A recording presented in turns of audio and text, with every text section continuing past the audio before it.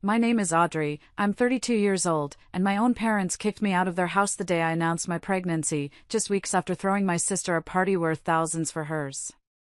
Before I tell you how I uncovered a secret that blew my entire family apart, let me know where you're watching from in the comments. The scent of my mom's pot roast usually meant comfort, but that Sunday, it just made my stomach churn with nerves. I sat at the familiar oak dining table in my parents' Ohio home, my hand resting protectively on my belly. In my lap, hidden under a cloth napkin, was a small, neatly wrapped gift box. Inside was a tiny white onesie with the words "World's Best Grandparents" printed across the chest. My husband, Calvin, sat beside me, his leg gently nudging mine under the table, a silent gesture of support. Just a month earlier, the same room had been buzzing with excitement. My older sister, Beatrice, the family's golden child, had announced she was pregnant. You would have thought she'd announced she'd won the lottery. My mother had burst into tears of pure joy. My father had declared it the best day of his life. The very next week, they threw her a lavish baby shower with a catered lunch and over 100 guests. They bought her a top-of-the-line stroller that cost more than my first car and, to top it all off, they gifted her and her husband, Trevor, an all-expenses-paid baby moon trip to Florida. Every expecting mother deserves to be pampered, my father had said, his voice thick with pride. I wasn't naive. I knew my announcement wouldn't get the same fanfare. It never did. B was the responsible one, the successful one. I was the dramatic one, the one who supposedly craved attention. But this was different. This was their grandchild. A new life. Surely, that would be enough to earn me a little of that joy, a fraction of that excitement. So when dinner was over and the plates were cleared, I took a deep breath. Calvin and I have some wonderful news to share, I began, my voice a little shaky. I stood up and handed the box to my mother. She took it with a confused look, her perfectly manicured fingers fumbling with the ribbon. She pulled out the onesie and stared at it, her brow furrowed. The room fell silent. I watched her face, waiting for the smile, for the tears, for anything. Instead, a look that I can only describe as annoyance flashed across her face. She let out a long, heavy sigh and tossed the onesie onto the table like it was a used napkin. "Oh, great," she said, her voice flat. "Another one." The words hit me like a physical slap. All the air rushed out of my lungs. I looked around the table, desperate. Calvin's hand found mine, his grip like iron. My father just shook his head, a look of disappointment on his face. "Really, Audrey? Right now?" he said. "Couldn't you have waited? Beatrice needs our focus." I stood there, frozen, my carefully planned announcement turning to ash in my mouth. This wasn't how it was supposed to go. This wasn't right. Then Beatrice, who had been watching the whole scene with a smug little smile, leaned forward. She looked right at me, her eyes glinting with a cruelty I knew all too well. "She probably just got pregnant for the gifts," she said, her voice dripping with condescension. And then, the worst part. They laughed. My father let out a short, sharp chuckle. My mother covered her mouth, but her shoulders were shaking. Even Trevor, B.A.'s husband, cracked a smile. They were all laughing. At me. At the idea that I would bring a child into this world just to get a piece of what my sister had been handed her whole life. I felt a hot flash crawl up my neck. The laughter was a physical thing, a suffocating weight in the room. I could feel the tears welling up, hot and sharp, but I refused to let them fall. Not here. Not in front of them. That's when Calvin stood up. He's a calm man, my husband, but in that moment, his face was red with a rage I had never seen before. "So nothing for our child?" he demanded, his voice low and dangerous. "This is your daughter. This is her first baby. And this is how you react?" My mother's eyes flashed. "Excuse me," she snapped, her voice turning to ice. "Do not make any drama in this house. This is our house. If you don't like it, you can get out." The words hung in the air, an undeniable command. Get out. I didn't say a word. I couldn't. My throat was closed tight. I turned and walked toward the door, Calvin right behind me. As we left, I could hear my mother call after us, "Don't be so dramatic, Audrey."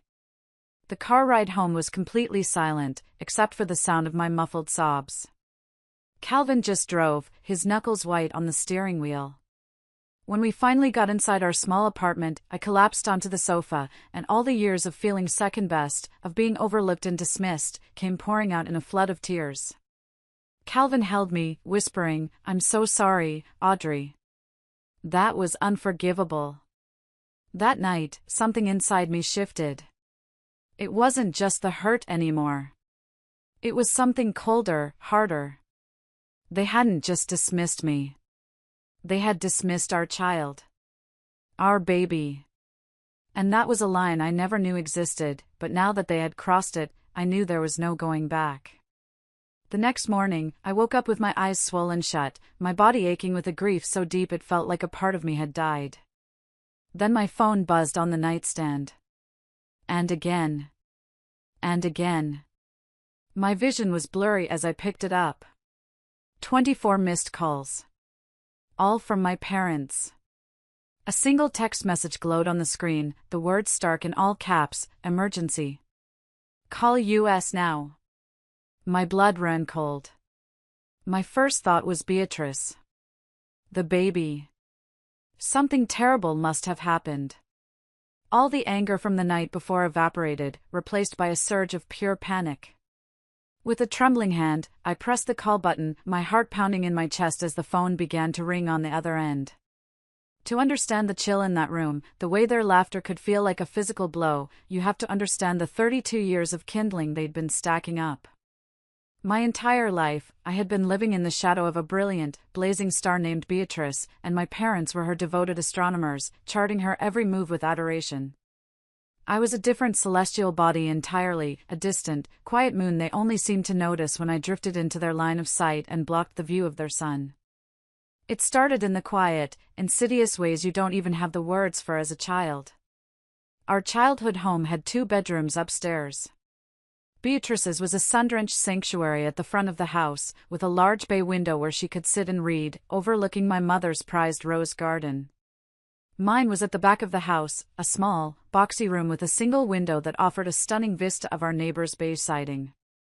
When I was 10, I begged my mother to let us switch for just 1 year.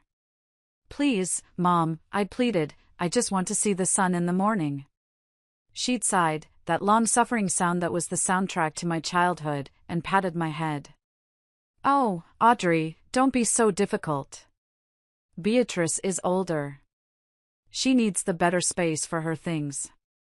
BA's things were piles of teen magazines and a collection of stuffed animals she was too old for.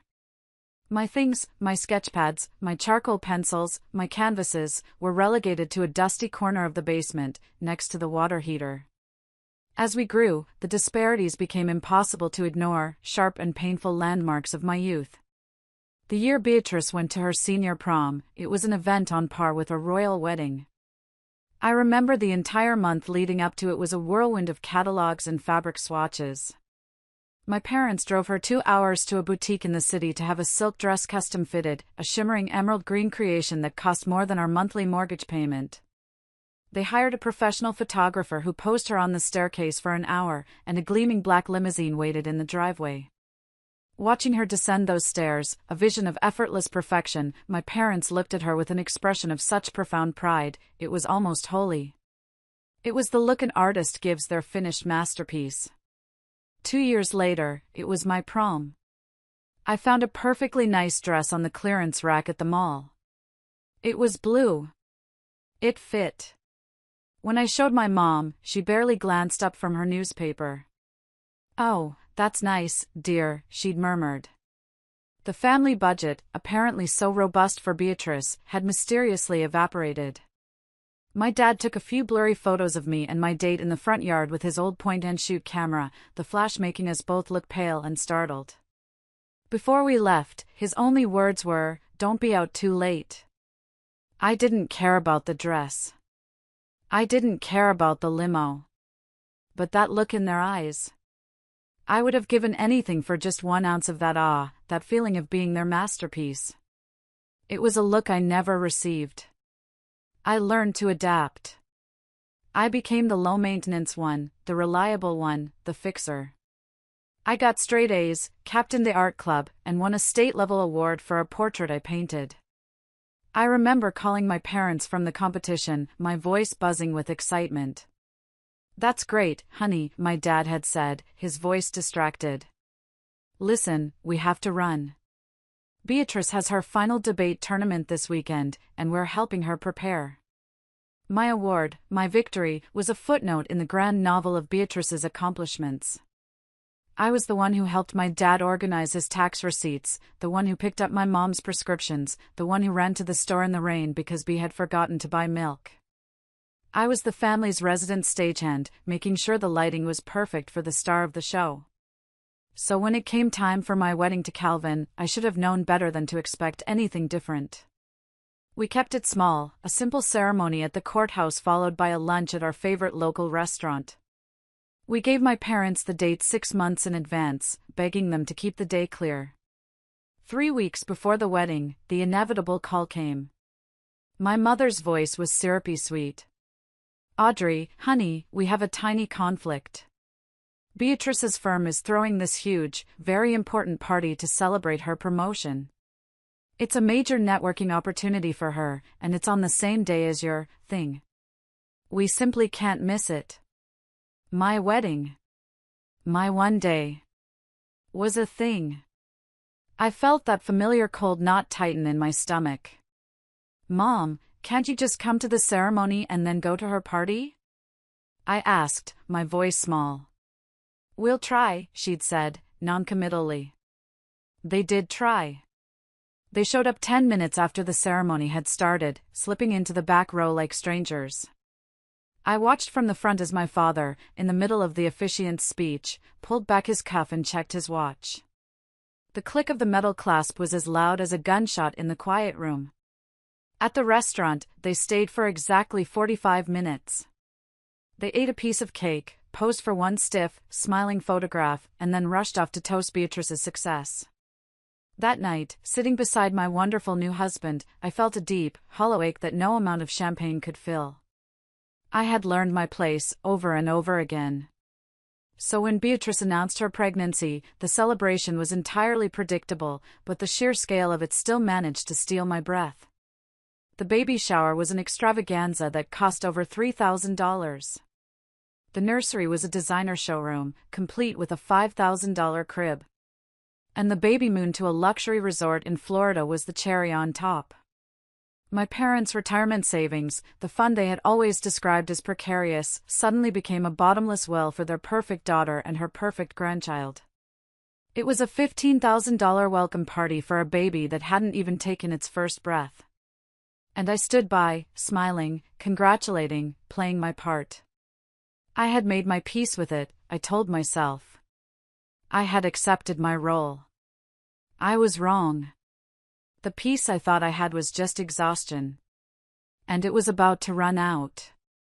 My mother's voice on the other end of the line was a blade of pure panic, confirming every nightmare scenario my sleep-deprived brain had conjured. "Audrey! Thank God! You need to come over. Right away." "What's wrong?" I gasped, already out of bed and fumbling for a pair of jeans. My mind was a frantic slideshow of horrors: Beatrice in the hospital, the baby in distress, a car accident. "Is it Bea? Is the baby okay? Tell me what happened." There was a split second of hesitation on her end. She's fine," my mother said, her voice strained in a way I couldn't quite place. "The baby is fine. But there's a problem. A huge problem. I can't explain it over the phone, you just need to get over here. Now." Calvin sat up in bed, his face etched with concern. "What is it?" "I don't know," I said, my heart hammering against my ribs. "But it's an emergency." "After last night," he said, his voice low. "Audrey, be careful. But my ingrained conditioning, the 32 years of being the fixer, took over. My sister was in trouble. I had to go. The drive across town was a blur of traffic lights and worst-case scenarios. I rehearsed what I would say, how I would help, how I would put aside the raw, gaping wound from the night before and be the supportive sister they needed me to be. I burst through their front door without knocking, my purse clattering to the floor. The scene in the kitchen stopped me cold. My mother, my father, and Beatrice were all sitting at the kitchen table, a somber, silent trio. B.A.'s face was a mess of tear tracks and pale skin, her eyes swollen and red. My father stared grimly into a mug of coffee as if it held the answers to the universe. The air was thick and heavy, like the moments after a bomb has gone off. What happened? I asked again, my voice breathless. My mother looked up, her face a mask of tragedy. "It's Trevor," she said, her voice trembling dramatically. "He's left her." I rushed to my sister's side, a wave of genuine sympathy washing away the anger from the night before. This was awful. "Oh, B," I said softly, placing a hand on her shoulder. "I am so sorry." "What happened?" She looked up at me, fresh tears welling in her eyes. "It's worse than that," she whispered, her voice choked with sobs. "He was having an affair, Audrey. 4 months. He's been stealing from our joint account to pay for his trashy girlfriend. Our savings, the college fund we started for the baby, it's all gone. He drained everything." My stomach dropped. This was a complete catastrophe. Divorce was devastating, but to be financially ruined on top of it, while pregnant and alone? It was unthinkable. "That's horrible," I said, my mind reeling. "What are you going to do? Is there anything I can do?" My father finally looked up from his coffee. His eyes weren't filled with grief for his daughter's broken heart. They were filled with a cold, hard practicality that sent a chill down my spine. "That's the issue, Audrey," he said, his voice flat. "Here's the problem. We've invested a lot of money in this baby. The designer nursery, the shower, that trip to Florida, it was a significant financial outlay." I stared at him, my brain struggling to connect the dots. Where was this going? My mother jumped in, her voice suddenly shifting from panic to practical, as if she were discussing a business transaction. "With Trevor gone and the accounts empty, Beatrice simply cannot afford this baby on her own. Her salary won't even cover the mortgage on that big house, let alone all the other expenses. And you know your father and I are on a fixed income." The room went silent again, but it was an expectant, predatory silence. They were all looking at me. And in that horrifying, crystal-clear moment, I understood the true nature of the emergency. They didn't call me because they needed a sister or a daughter. They called me because they needed a bank. "We were wondering," my mother said, her voice now as smooth and placating as a loan officer's, "since you and Calvin are so financially responsible, and you're having a baby too. We thought it would only make sense for you to take some of the bigger nursery items off BA's hands. And perhaps, you could help her out with some of her monthly expenses. Just for a while. Just until she gets back on her feet and we can figure out the divorce settlement." I just stared at her, speechless. It felt like I was in a bizarre play. Less than 12 hours ago, in this very house, they had laughed in my face. They had called my unborn child an inconvenience. They had told me to get out. And now, without a single word of apology, without a flicker of shame, they were asking me to finance the life of the very sister they had always, and so painfully, chosen over me. The sheer, unmitigated gall of it was breathtaking. It was so audacious, so completely devoid of conscience, that for a long, dizzying moment, I thought I must have lost my mind. I got in my car, but I didn't start it right away. I just sat there in their driveway, my hands shaking on the steering wheel, the sheer nerve of their request echoing in my head. They hadn't just insulted me. They hadn't just dismissed my child.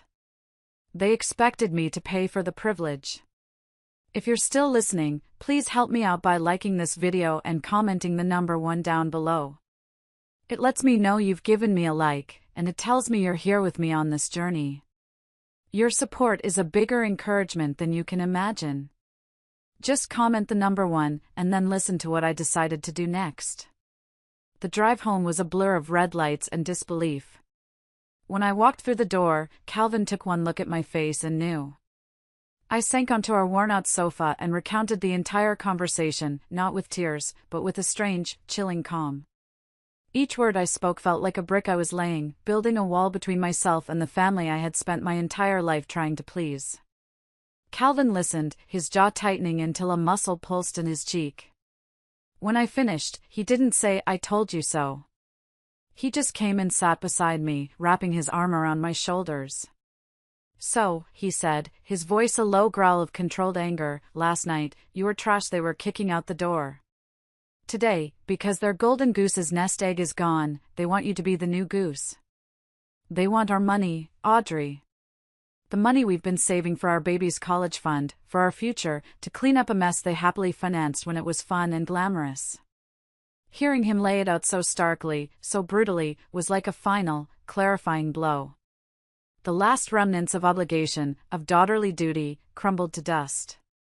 For 32 years, I had been operating under the delusion that if I were just good enough, quiet enough, helpful enough, they would finally see me. I finally understood that they had always seen me, perfectly.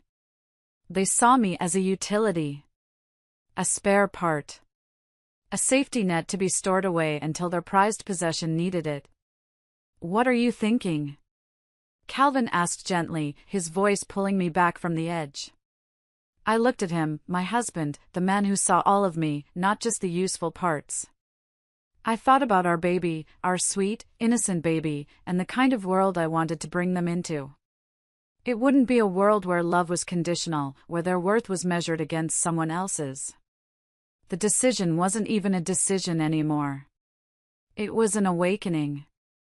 "I'm thinking I'm done," I said, and the words felt like the truest thing I had ever spoken. "I'm done auditioning for a role I was never going to get. I'm done being their backup plan. I'm done." The next morning, I picked up the phone. My hand was steady. My voice was even. "I've thought about your request," I told my mother. "I have my answer. I need to speak with all of you together. I'll be over in an hour." The air in their living room was thick with nervous expectation when I arrived. My parents and Beatrice sat on the sofa like a panel of judges, their expressions a mixture of hope and anxiety. My Aunt Lorraine, my mother's sister who was still visiting from out of state, sat in an armchair by the window, her knitting needles silent in her lap. She had witnessed my humiliation the other night, and she gave me a look of deep concern as I walked in. I didn't take the seat they offered me. I stood in the center of the room, on the very rug where my heart had been broken just 2 days before. "I've made some decisions," I began, my voice clear and unwavering. They all leaned forward, a barely perceptible motion. "First," I said, locking eyes with my parents, "the answer to your request is no. I will not be helping Beatrice financially. I will not be taking any of her second-hand baby things. My child is not an afterthought, and I will not furnish their life with the cast-offs from yours. The consequences of Beatrice's divorce are hers and Trevor's to manage. You chose to invest in her life, you can continue to do so. My family's finances are reserved for my family." My mother's face crumpled. "Audrey, you don't understand, this is family helping family." "Let me finish," I said, and the authority in my own voice was a shock even to me. I held up a hand, and she fell silent. For 32 years, I have lived in this family as a second-class citizen. I have watched you celebrate Beatrice's every breath while I have had to fight for every scrap of attention. I was the responsible one when you needed a problem solved, and the dramatic one when I had a problem of my own. I let my gaze sweep over each of them. On Sunday, you didn't just hurt my feelings. You revealed your true ones. When I told you I was carrying your grandchild, you sighed as if I'd announced a leaky faucet. You laughed when my own sister accused me of the most cynical, hurtful thing imaginable. And then you threw me out of your house. It was a misunderstanding, my father blustered, his face turning red. No, I said, my voice dropping to a near whisper, but carrying more weight than any shout. It was the most honest moment we've ever had. You showed me exactly where I stand. You showed me where my child stands. And I believe you. Finally, I turned to Beatrice. She was staring at her hands, trying to look small and victimized. And you, I said. You smiled that little smirk of yours while I was falling apart.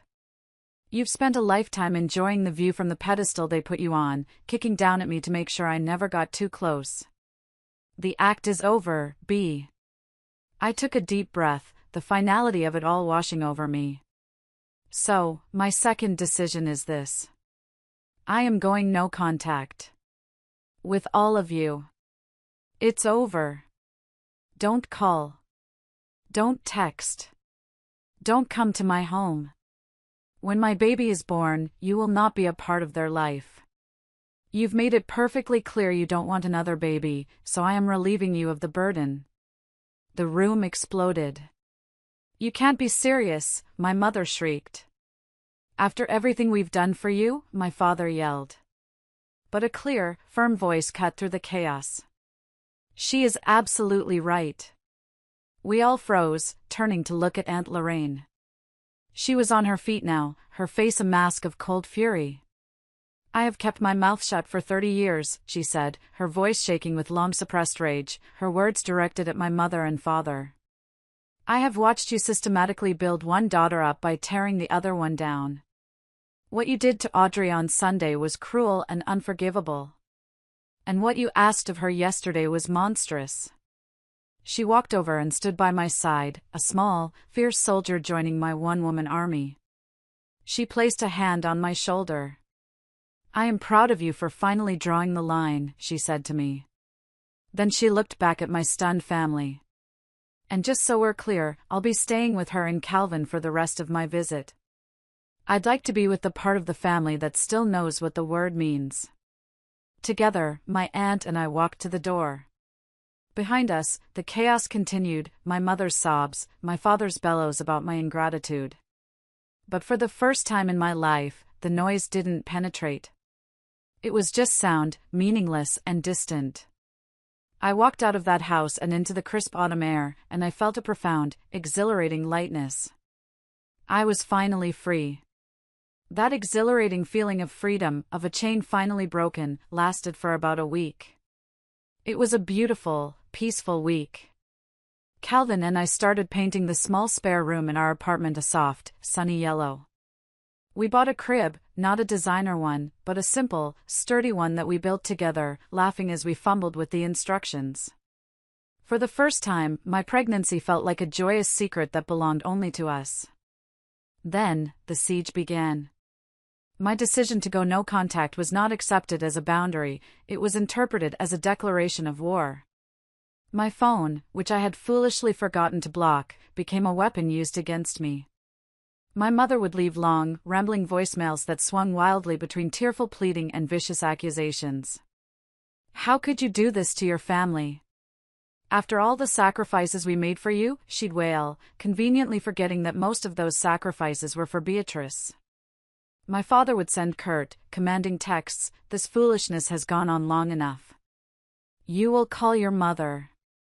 Beatrice, in a stunning display of victimhood, sent messages detailing how my cruelty was causing her undue stress during her delicate condition. I finally changed my number, a move that felt both liberating and deeply sad. But they were just getting started. When they could no longer reach me directly, they unleashed the flying monkeys. It's a term my therapist later taught me, for the people a narcissist recruits to do their bidding. The calls started coming into Calvin's phone, and then to my work. Distant cousins I hadn't seen since the last family funeral called to lecture me on forgiveness. My mother's friends from her church would ambush me in the produce aisle of the grocery store, their faces arranged in masks of deep concern. Your mother is just worried sick, dear, one of them, a woman named Carol, told me as I was trying to pick out avocados. You know, the Bible says to honor thy father and mother. They had all been fed the same carefully crafted story. Audrey, the ever-dramatic one, had a selfish tantrum and was now cruelly withholding a grandchild to punish her poor, heartbroken family. The constant barrage began to wear me down. I stopped going to my usual grocery store. I started screening all my calls. I felt like a fugitive in my own life. The stress was a constant, sour taste in my mouth.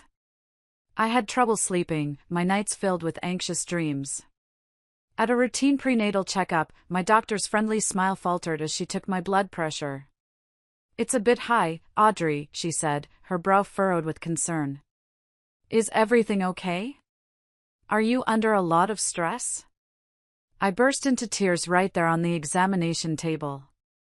Calvin was a rock, but I could see the toll it was taking on him, too. He was angry, fiercely protective, and felt helpless. He installed a new deadbolt and security cameras around our small apartment. "This is harassment, Audrey," he said one night, his voice tight. "We should get a lawyer, get a restraining order." I hesitated. It felt like such an extreme, irreversible step.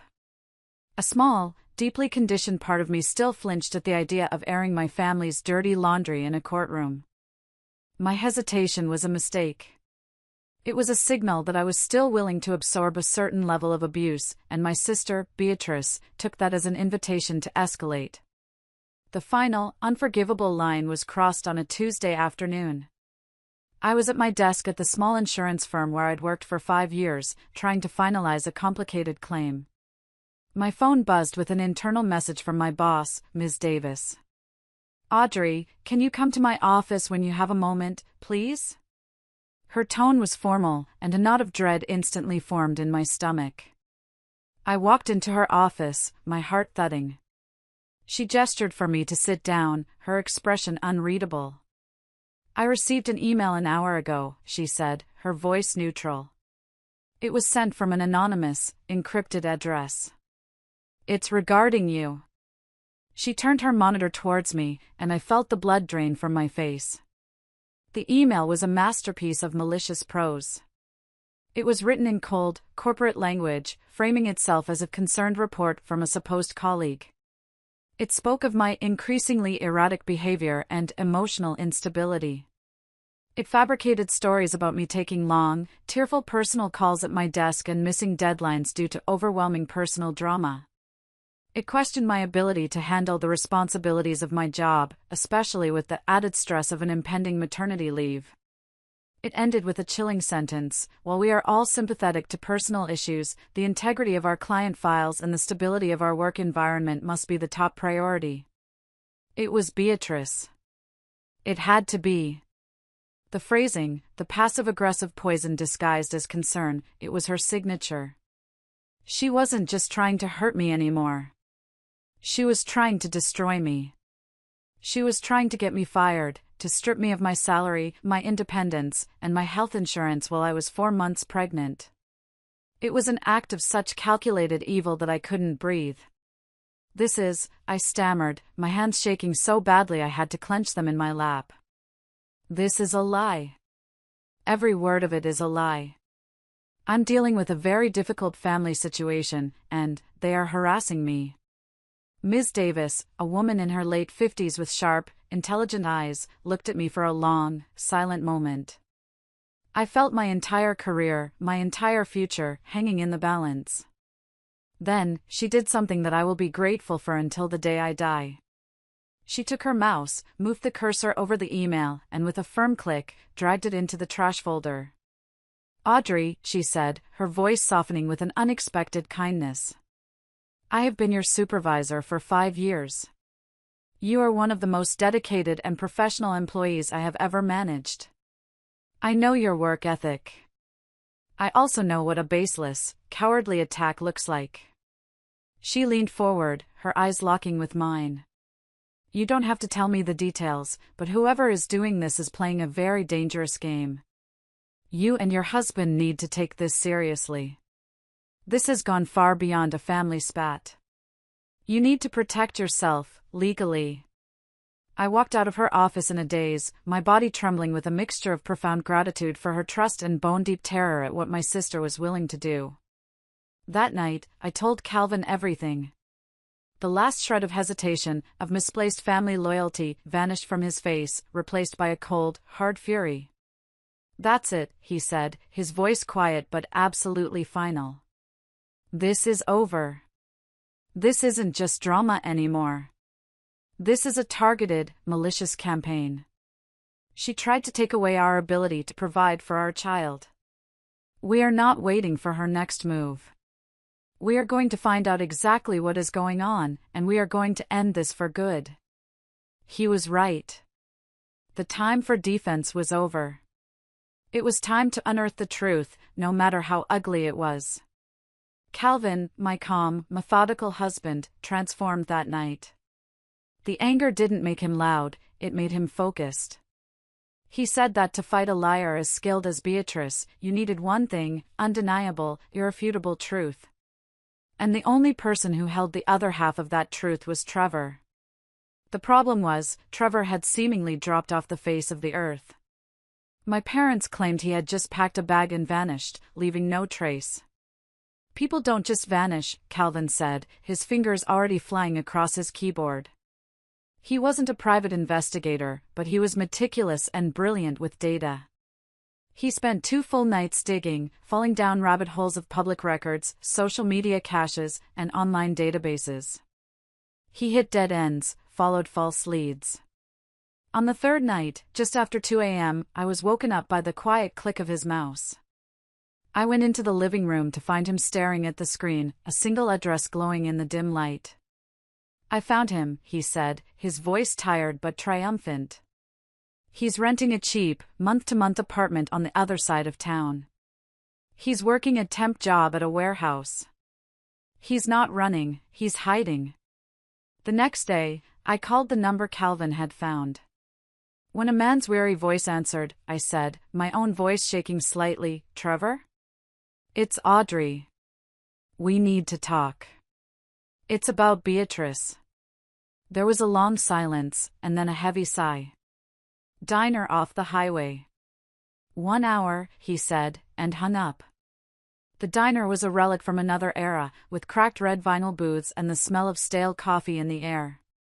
The man who slid into the booth across from us looked like a hollowed-out version of the confident man I'd known. He was gaunt, his eyes were shadowed with exhaustion, and he looked like he hadn't had a decent night's sleep in months. "What do you want, Audrey?" he asked, his gaze fixed on the salt shaker. "The truth," I said simply. I laid it all out for him. The dinner. The no-contact decision. The flying monkeys. The constant, suffocating harassment. And then I told him about the email to my job. As I spoke about the attack on my career, something in his posture shifted. The exhaustion in his eyes was slowly burned away by a flicker of familiar anger. He finally looked up and met my eyes. "She went after your job," he whispered, a note of disbelief in his voice. "Of course, she did. Her scorched earth policy." He took a long, shaky breath and ran a hand through his hair. "You have to understand," he said, his voice low and urgent. "This story she's telling everyone, about me having an affair, about me stealing all the money, it is a complete and total lie. Every single word of it." Calvin leaned forward, his expression intense. "What do you mean, Trevor?" "I never had an affair," he said, his voice cracking with emotion. "I loved her. I was trying to make it work, even when she was becoming impossible. She's the one who's been planning this for months.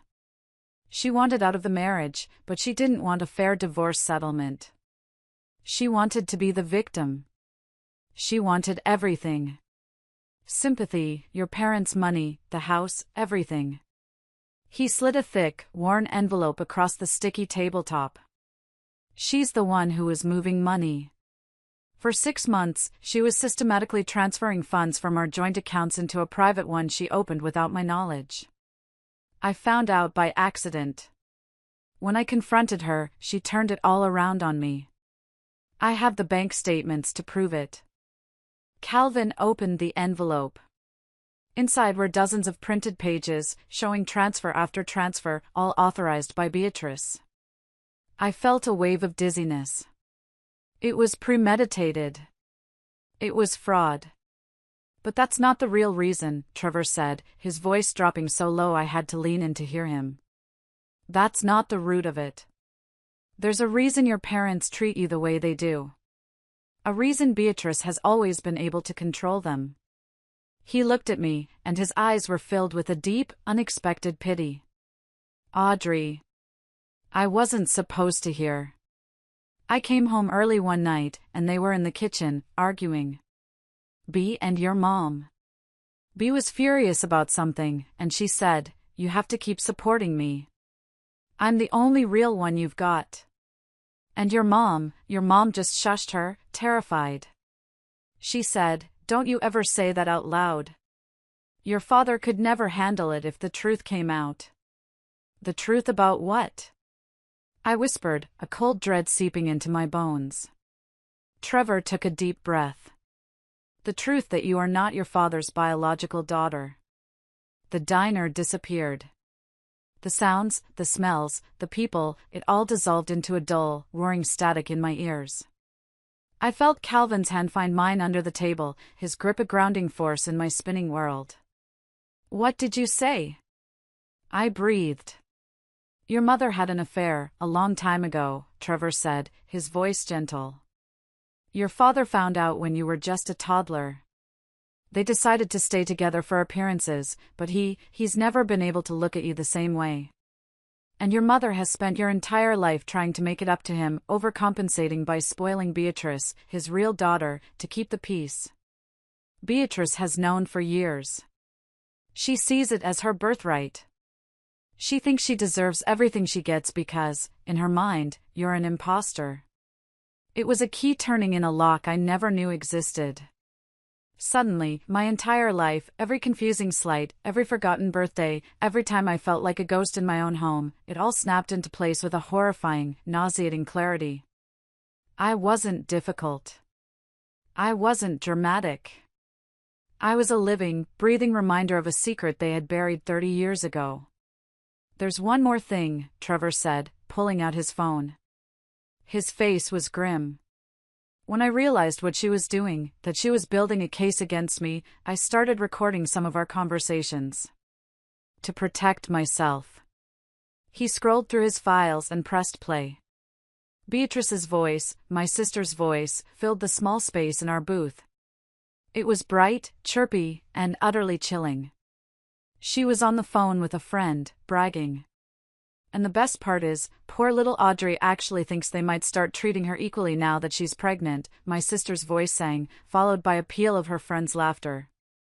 She is so pathetic. She has no idea she's not even Dad's real daughter. By the time I'm done, she'll be completely cut off, and I'll have everything I'm owed. It's the perfect inheritance plan, really. She gets nothing, and I get everything." He stopped the recording. The silence that followed was heavier than any sound. I couldn't speak. I couldn't breathe. It wasn't just favoritism. It wasn't just sibling rivalry. It was a calculated, long-term conspiracy to erase me from my own family. I looked at the broken man across from me, a man whose life my sister had also tried to methodically destroy, and I finally understood. This was never a family squabble. This was a war. And I had just been handed the map to the entire battlefield. We walked out of that diner into the harsh afternoon sun, the envelope of bank statements feeling as heavy as a tombstone in my hands. For the rest of the day, I was in a state of shock, adrift in the wreckage of my own life story. The knowledge about my paternity was a deep, personal wound, a grief for a father I never had and a man I could never truly reach.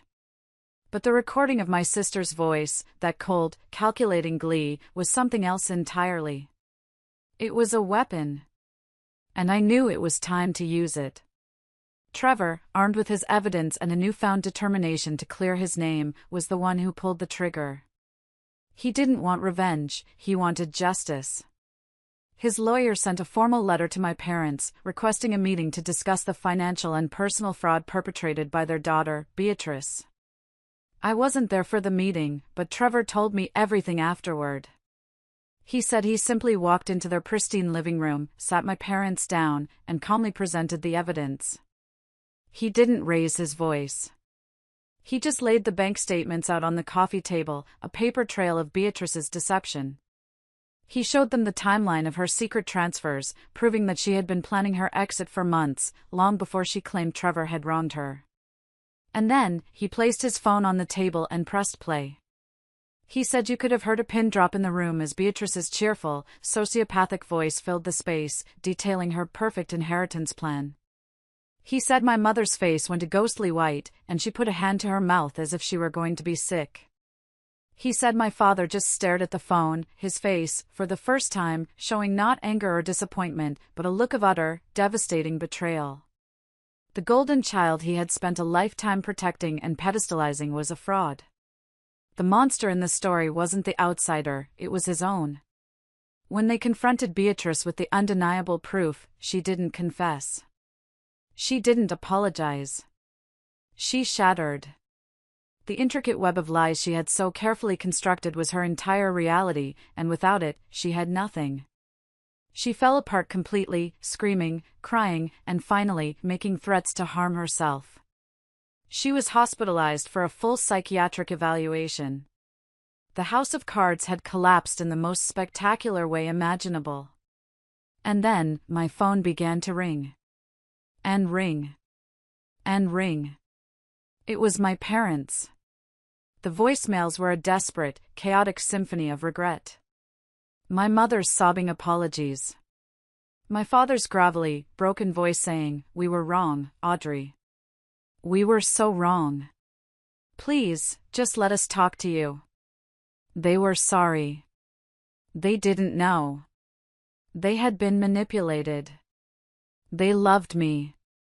They begged me, pleaded with me, to let them be grandparents to my baby, to let them somehow fix the unfixable. But I didn't answer a single call. It was too late. Their apologies were not for the 32 years they had treated me as less than. They were for the embarrassment of being fooled by the daughter they had chosen over me. The truth didn't erase a lifetime of pain, it just gave it a name. And I had no desire to help them pick up the pieces of a family that had never truly included me in the first place. I was too busy building my own. 3 weeks later, in the quiet, sterile calm of a hospital room, I went into labor. There was no family drama in the waiting room. There were no tense phone calls. There was just me and Calvin, a team. He held my hand through every contraction, he breathed with me, he was my rock. And then, after hours of work, she was here. A beautiful, healthy baby girl, with a shock of dark hair and my husband's calm, wise eyes. We named her Daisy May. The moment they placed her on my chest, my entire world, which had been violently thrown off its axis, suddenly settled. Holding her, smelling her sweet, newborn scent, I felt a love so fierce and so pure it was like a physical force. All the anger, all the hurt, all the toxic, tangled mess of my family, it all just dissolved. It didn't matter anymore. All that mattered was this tiny, perfect person in my arms. This was my family now. The gifts started arriving the day we brought her home. It was an avalanche. Dozens of boxes from the most expensive baby boutiques in the city. A ridiculously fancy stroller, a crib that probably cost more than my car, piles of designer clothes. Each package came with a long, handwritten card from my parents, filled with desperate, pleading words. Calvin would haul the boxes inside, his face set like stone. We didn't open a single one. Every Saturday, he would load them into the back of our car, and we would drive them to a local women's shelter. I loved the image of a struggling new mother getting to use a brand new, top-of-the-line stroller, a gift given not with the sour taint of guilt, but with a sense of hope. The only family member I invited to meet Daisy was Aunt Lorraine. The moment she held her, she burst into tears. "Oh, Audrey," she whispered, her voice thick with emotion. "She's just perfect.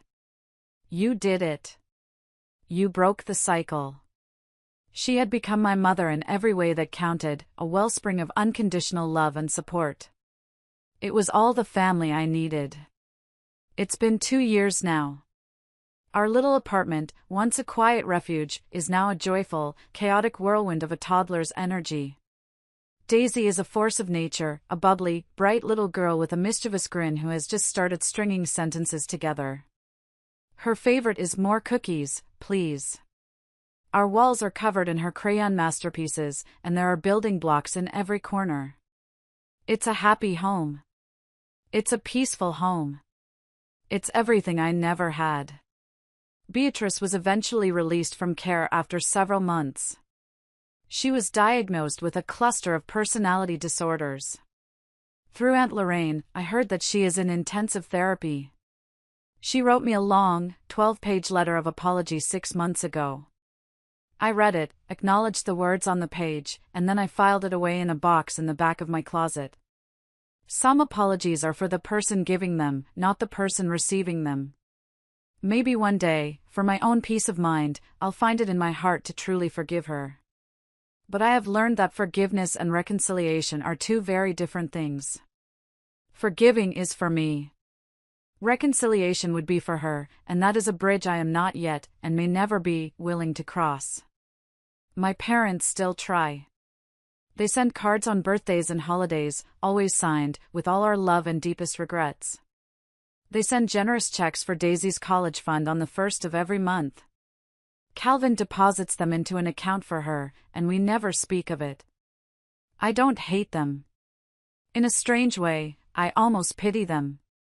They are two lonely people who made a terrible mistake 30 years ago and then spent a lifetime trying to bury it, only to have it explode and take their entire world with it. They are truly sorry, I believe that. But I've learned a hard lesson: being sorry and being trustworthy are not the same thing. The pattern of their behavior, the foundation of their family, was built on a lie. They didn't just favor Beatrice, they used her as a shield against a truth they couldn't face. And they used me as the sacrifice to keep that shield polished. True healing, I've found, didn't come from their downfall or their apologies. It came quietly, in the small moments of my new life. It came from watching Calvin patiently teach Daisy how to stack her blocks. It came from Aunt Lorraine reading her bedtime stories, her voice soft and loving. It came from the profound peace of knowing that my daughter will grow up in a home where love isn't a competition, where she is celebrated for exactly who she is, not for who she isn't. I am breaking the cycle. That is my victory. That is my revenge. The little girl who used to stare out at a brick wall, dreaming of a little sunshine, grew up and learned to build her own house, with windows on every side. Thank you so much for listening to my story. It means the world to me to be able to share it. If any part of this resonated with you, I'd love to hear about it in the comments. What's one piece of advice you'd give to someone learning to set boundaries with their family? Your wisdom could help someone else who is going through a tough time. And if you'd like to hear more stories like this, please don't forget to like this video and subscribe to the channel. It helps more than you know.